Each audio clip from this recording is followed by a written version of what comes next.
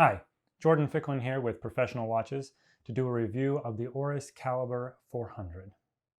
Now, first I want to thank Oris for generously sending out their wonderful PR kit, this three-piece package. It's been a lot of fun to experiment with and check out.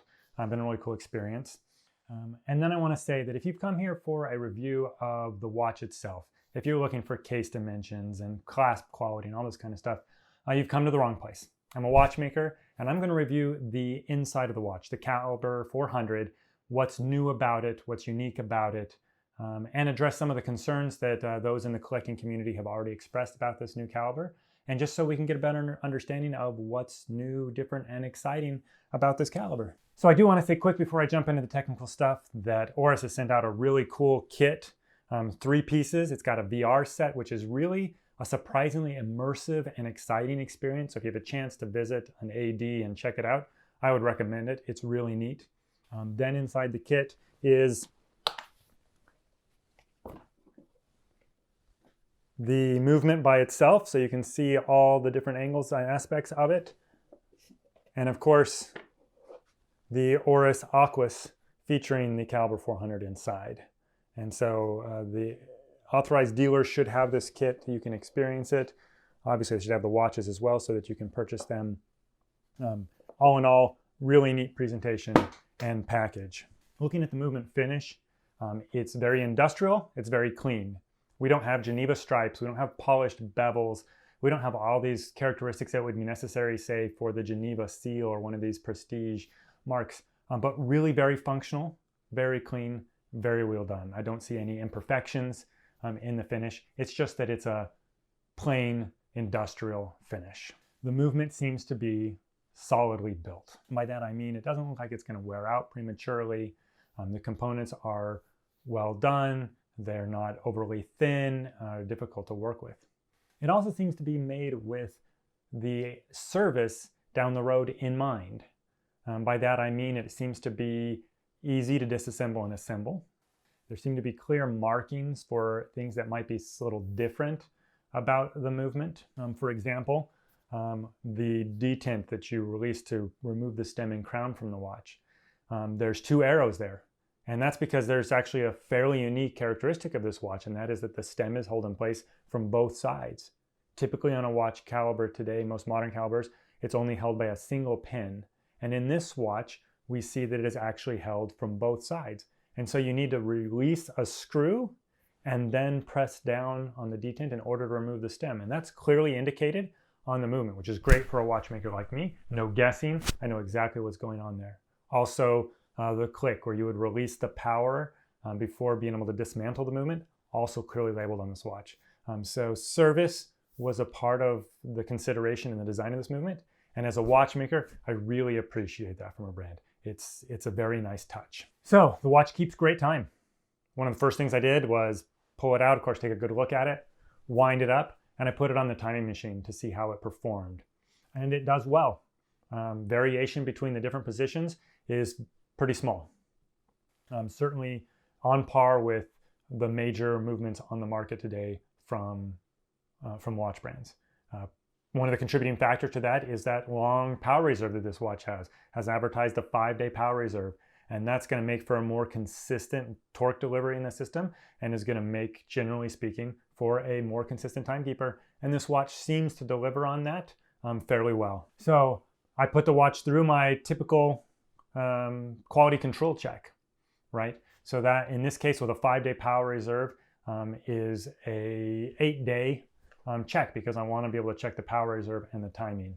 And so as I put the watch in, I wound it fully. I observed it for 2 full days for timekeeping.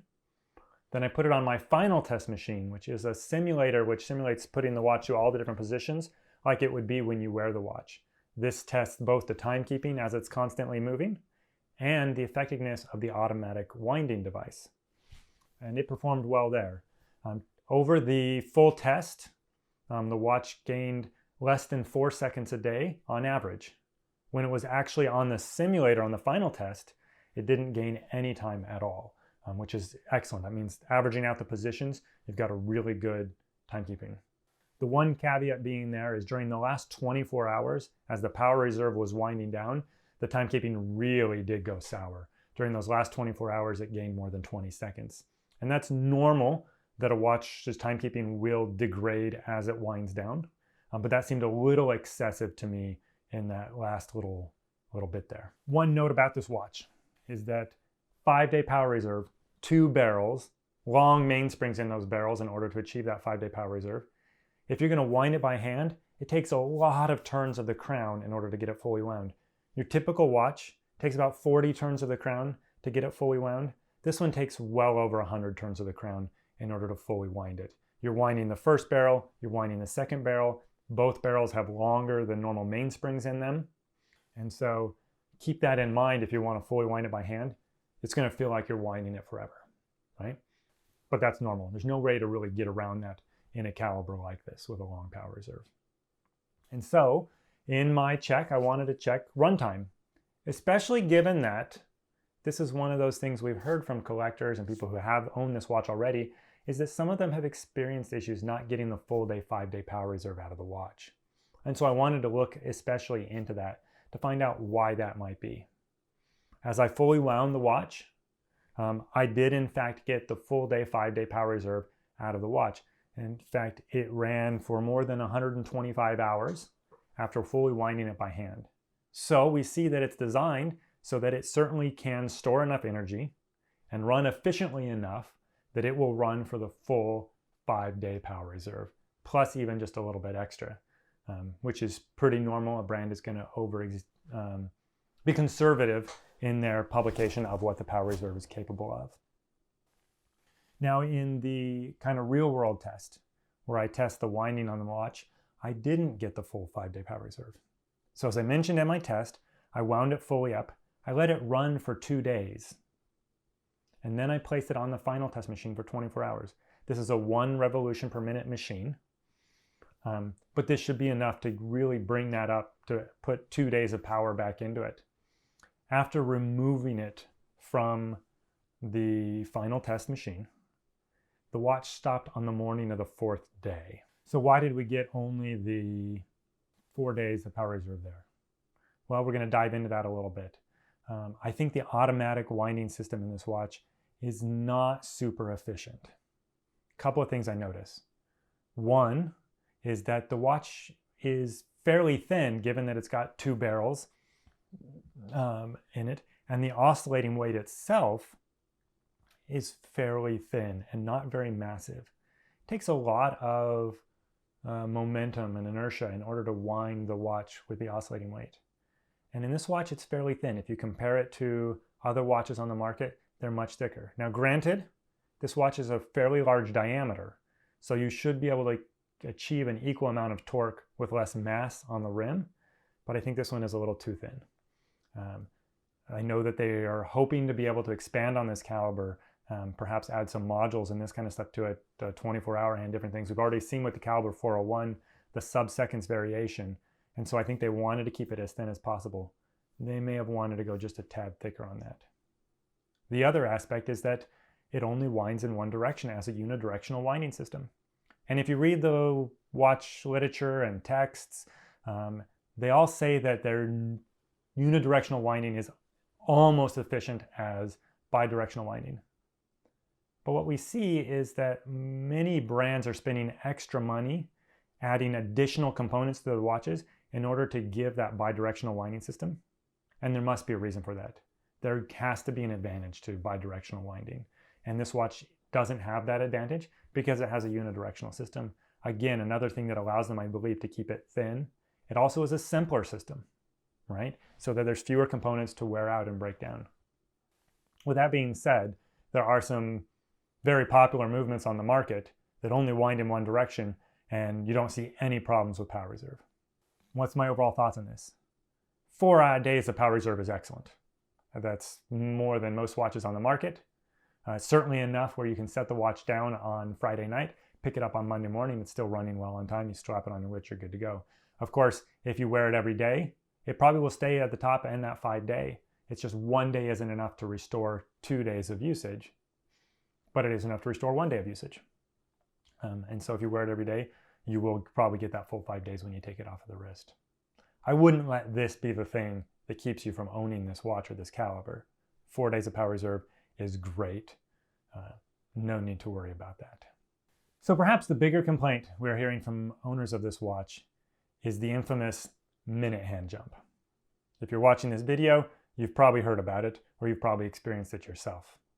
When you unscrew the crown on this watch and pull it out, the minute hand jumps. 3-4 minutes even. It's a huge, very noticeable jump. But even more disconcerting is that when you go and set the time and push it back in, sometimes that minute hand jumps as you're pushing it in, as much as a minute or so, which if you're trying to line up the hands precisely, that can be very frustrating. You've got it set just where you want it, it tacks, you're pushing it in to start the time up, and boom, now it's off by a minute.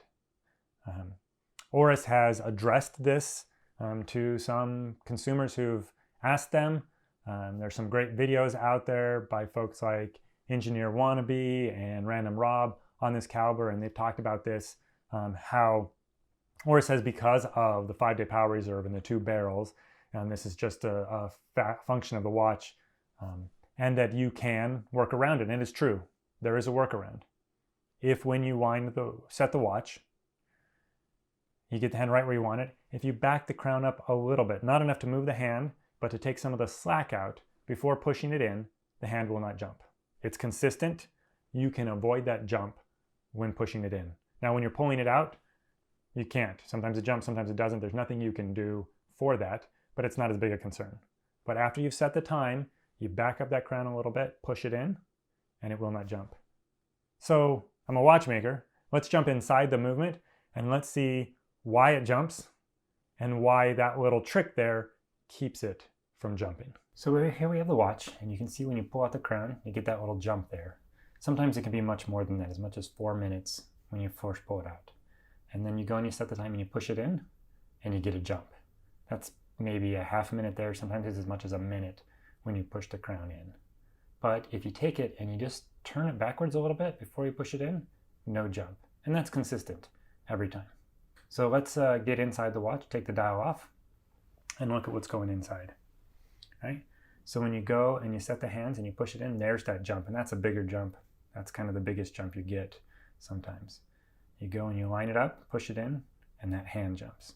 And so it's because of these wheels here. If you look at the wheels at about the 3 o'clock position, you can see that engagement. And what you have here is a large wheel that's being pushed into and pulled out of a much smaller pinion.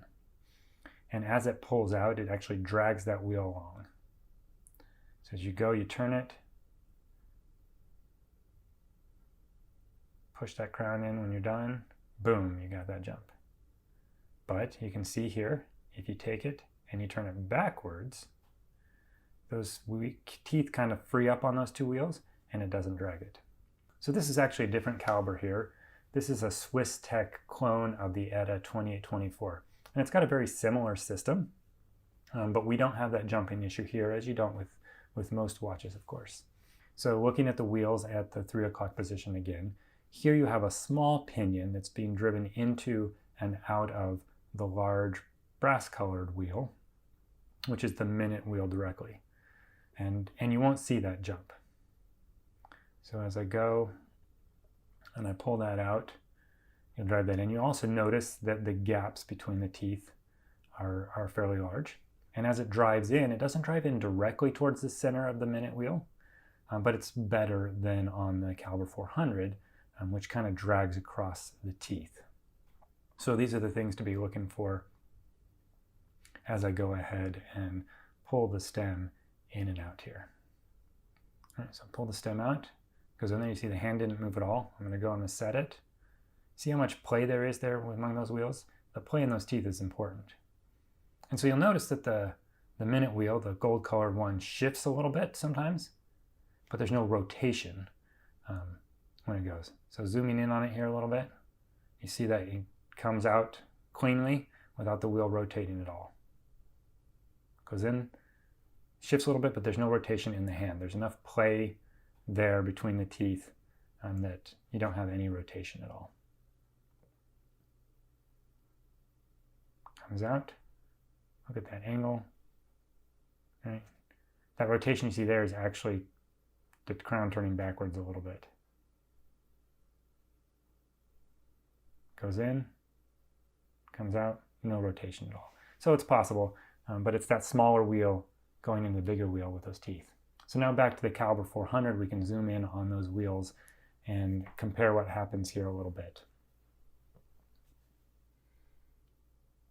So there you can see as those wheels come apart, the teeth of the larger wheel drag the teeth on the small wheel enough to force rotation of the minute wheel, the candy pin, and ultimately that minute hand. Boom, there's that rotation. And the same thing happens when they jump together sometimes. But if I turn it backwards, you see that the teeth line up in such a way that they can separate without them dragging across each other and forcing rotation. Turn it backwards.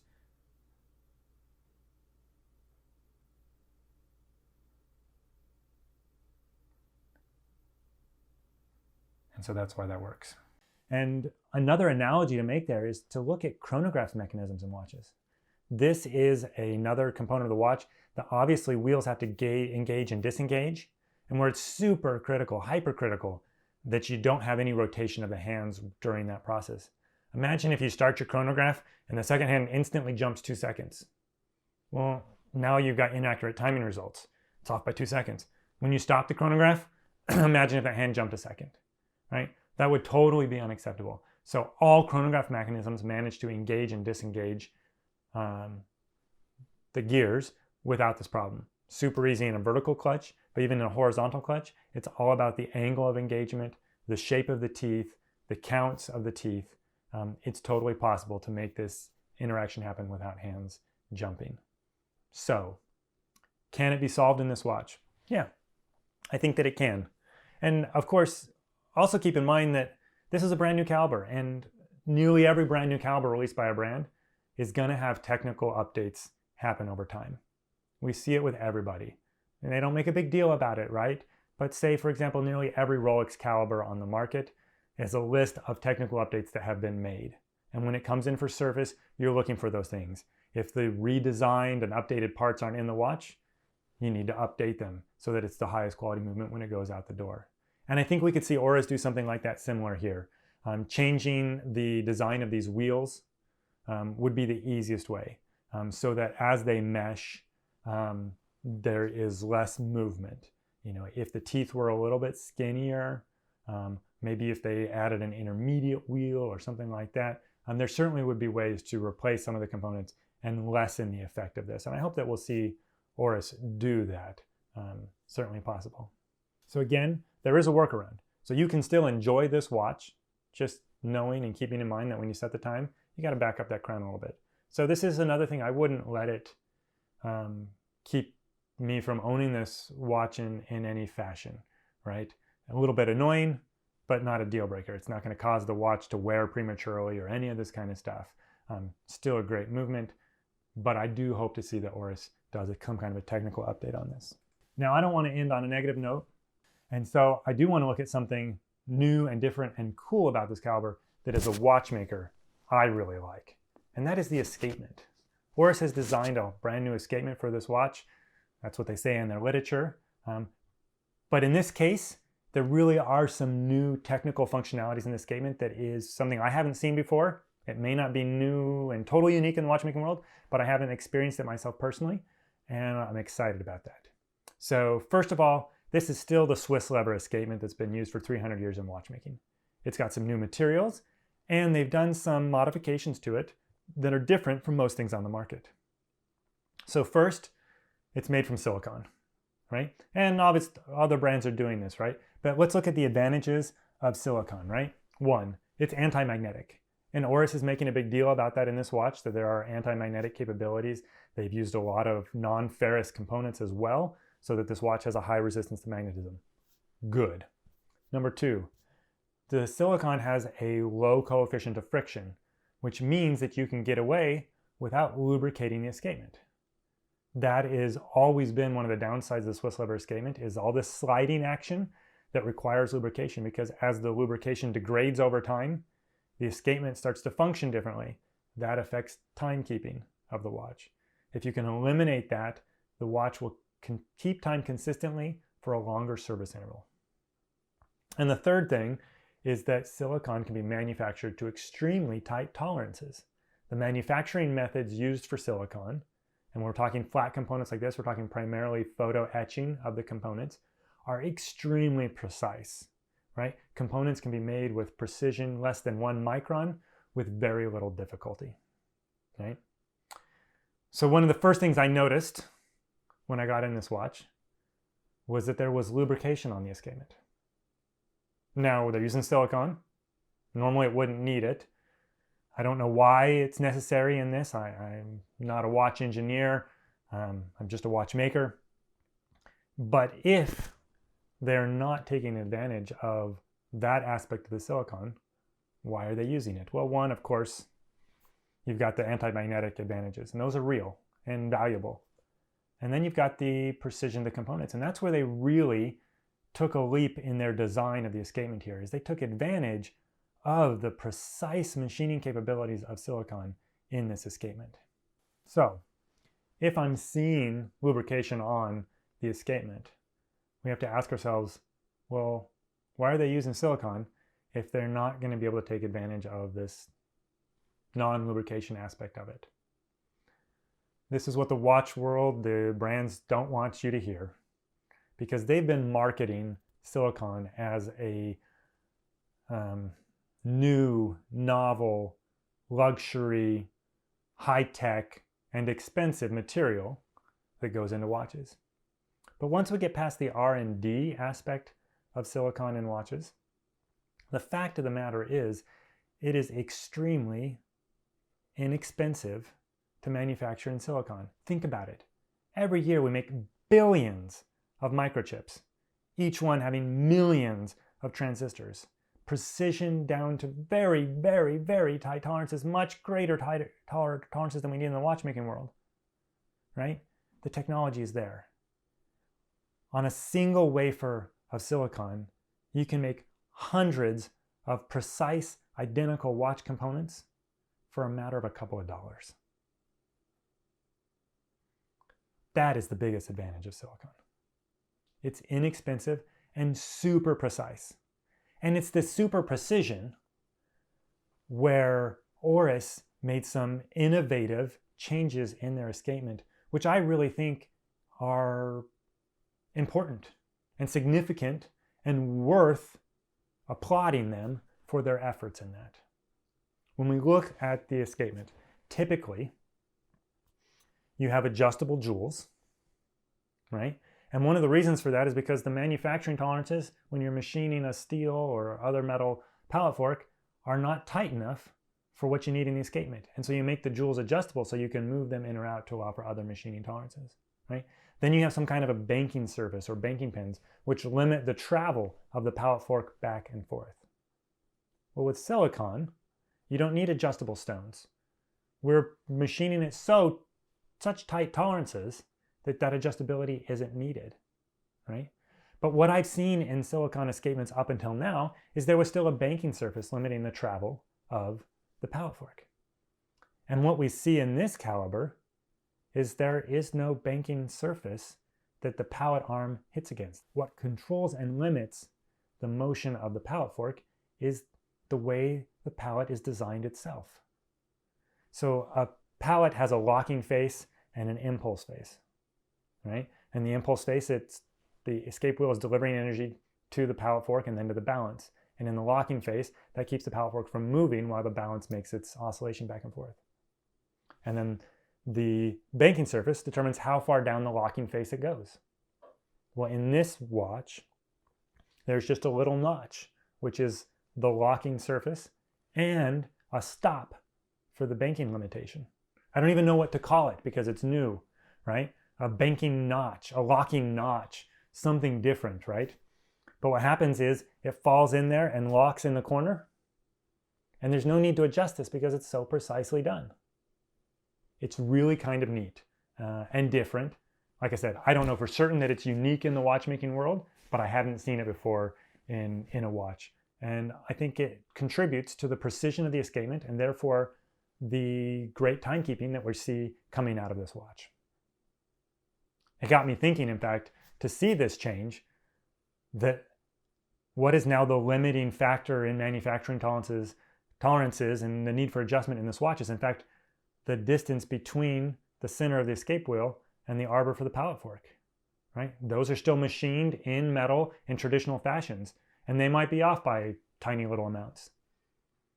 And so will we see brands start to eliminate that next by taking a single piece of silicon and drilling holes or etching holes to position the escape wheel to the pallet fork so that that depth is also as precise as everything else? We might. They could do that out of a single piece, fix it to the bridges, and then it would be even there.